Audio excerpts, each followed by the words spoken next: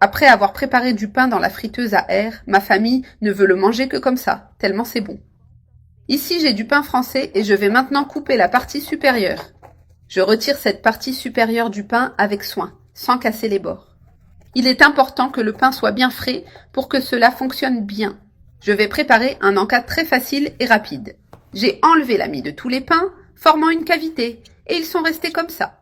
Ici, dans mon bol, j'ai 150 g de jambon coupé très finement. Je vais ajouter 150 g de mozzarella coupé en petits dés. J'ai aussi un peu de coriandre et de ciboulettes hachées pour plus de goût. Et je vais aussi ajouter une tomate coupée en morceaux sans graines, pour éviter qu'elle ne rentre trop d'eau. Sur la tomate, je vais mettre une pincée de sel pour relever la saveur. J'ajoute aussi un filet d'huile d'olive, ce qui donne une touche spéciale à la garniture. Et enfin, je vais mettre un pot entier de fromage à tartiner. Tout cela va ici dans le bol avec les autres ingrédients.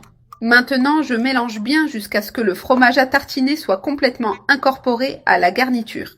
Je mélange le tout jusqu'à ce que ce soit bien crémeux, avec tous les ingrédients bien unis. Maintenant, je prends une bonne cuillerée de garniture et je la mets à l'intérieur du pain.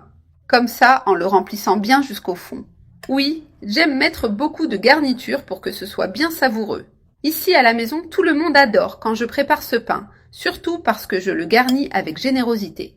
Et au moment de le manger, le fromage fondu déborde. C'est à s'en lécher les doigts, c'est vraiment délicieux. Je presse un peu avec la cuillère comme ça pour que la garniture s'installe bien dans le pain. Il est important de bien le garnir, c'est ça le secret de la réussite.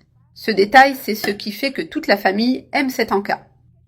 J'ai déjà garni tous les pains. Je m'assure que la garniture restait bien répartie et compacte à l'intérieur du pain. Maintenant, je vais placer une tranche de fromage sur chacun. Comme ça, en les couvrant complètement, pour qu'en cuisant, une croûte croustillante se forme. Ce fromage par-dessus fait toute la différence dans le résultat. Je vais maintenant les placer directement dans la friteuse à air pour qu'ils cuisent et deviennent bien dorés. Si tu n'as pas de friteuse à air, tu peux aussi les faire au four, ça marche très bien. Il suffit de les mettre à 200 degrés pendant environ 10 minutes.